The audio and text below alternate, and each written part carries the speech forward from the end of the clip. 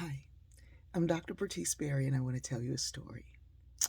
I was in my high school choir. We were on tour, and we were singing from one city to the next, and it was amazing. Mr. Leander Morris, who I've talked about several times, was our choral director, and he was amazing. He was from Virginia, and he uh, he had a great deal of pride in being black, in black excellence, in what it meant to be um, professional. And so we were on this tour and we were in the lobby of the hotel waiting to get our keys to our room. And there was a television on. And it was, kind of an odd thing back then, even to have a TV in a lobby, in the lobby of a hotel.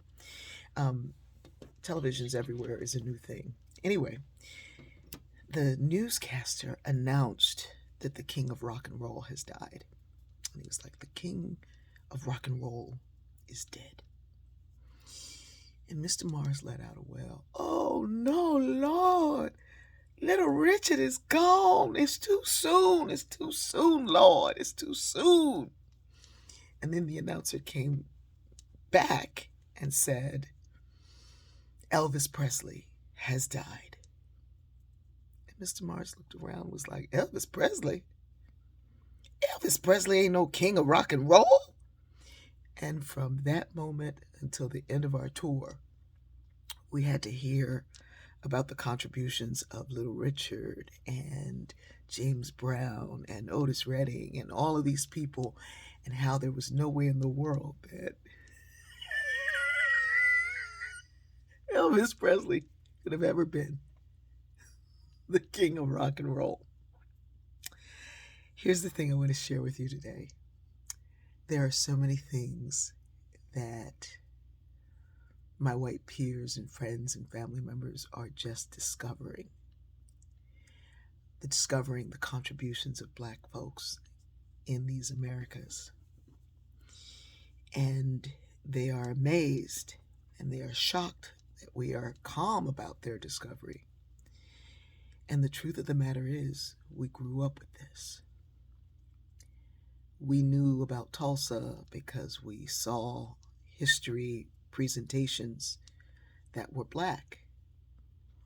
We had Jet and Ebony and Essence magazine telling us the news that wasn't told. And when person after person was lynched and killed and martyred in the civil rights struggle, we knew because they were reported in our black newspapers that were in almost every town. Because the mainstream, so-called mainstream news never covered things the way we saw them. And we quietly interacted with and around all people without saying what we knew, without saying what we saw. Marginalized folks within the United States. I watch my Asian American friends, my friends from India, my friends from, which is Asian, my friends from Persia, and my friends from, you name it, Vietnam, Asian,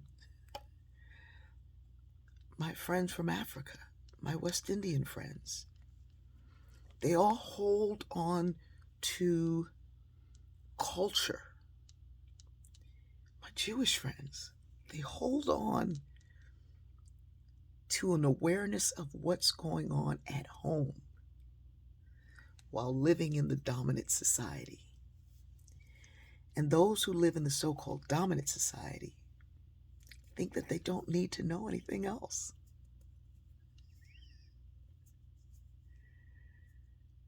And so when you discover these things that we grow up knowing, and you're shocked that we're not shocked when you tell us the history we knew it too, it's not because you didn't care.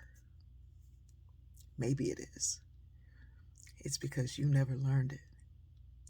And so there's a lot of catching up to do. But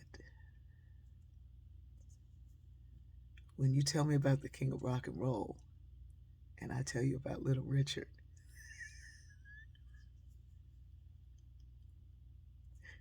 don't be shocked that I don't believe you. I love you, I do, and I know we're going to get there.